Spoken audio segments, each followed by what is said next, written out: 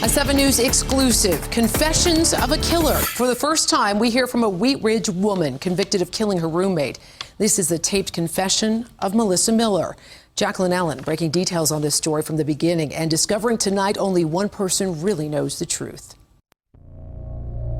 In homicides, you're always missing one voice, and that's probably the most important voice. All too often in everyday life, the person speaking loudest or last Just start at the beginning. Okay, let me take a couple of breaths here. is the one who gets heard. But justice listens a little harder. Will we ever know what happened? No. The person that can tell us is Annie. This time last year, those who loved Annie Meyer were pounding the pavement, posting flyers, praying for clues. The quiet, athletic workaholic was missing. Her roommate and former girlfriend, Melissa Miller, wasn't cooperating with police. After 5 agonizing months of searching, of not knowing, Annie's friends finally hear about the first major break. Our Colorado mountains create a perfect burial ground until the snow melts.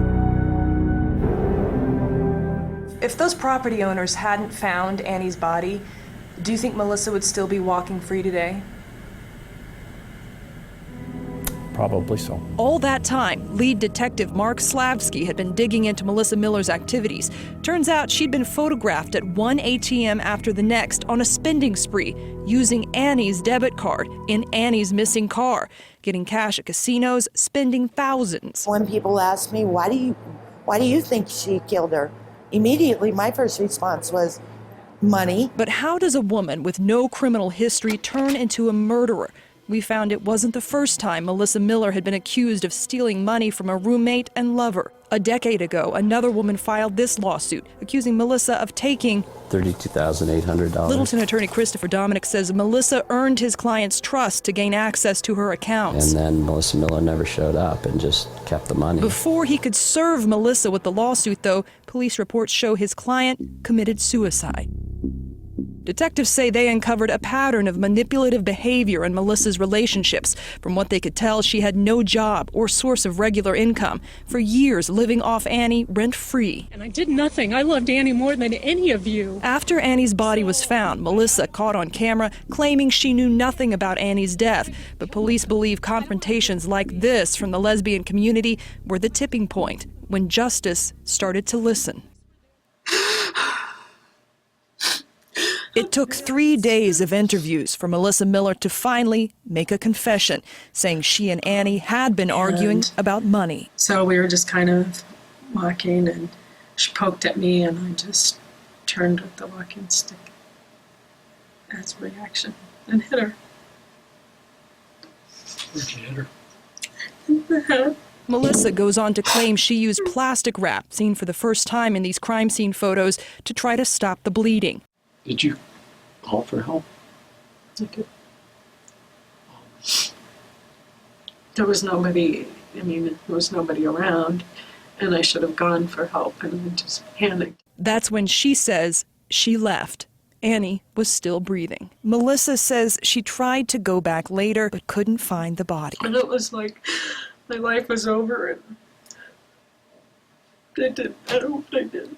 My personal thoughts are she died of exposure or of animal attack while helpless. And that haunts me. After months of lies, Annie's friends feel Melissa's unlikely story was another attempt to manipulate, minimizing her role in the murder, hoping for a plea deal. They think Annie was too embarrassed to tell anyone she'd been conned. Why didn't Annie reach out to us? We feel the guilt that we could have helped more, that we could have done something to have stopped this tragedy from happening.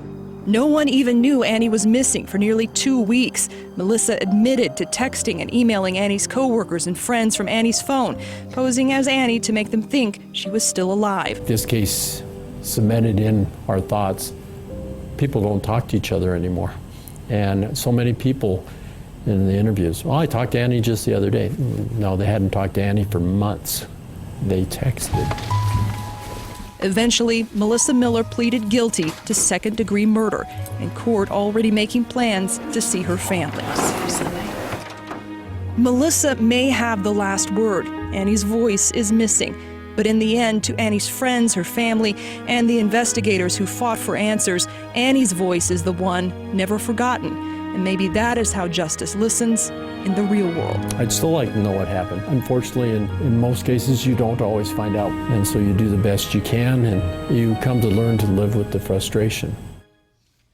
Police say Melissa's supposed confession has many inconsistencies. They never found the murder weapon, Annie's cell phone, nor her iPad, but enough of it was true that they finally arrested her. She's scheduled to be released in 2033.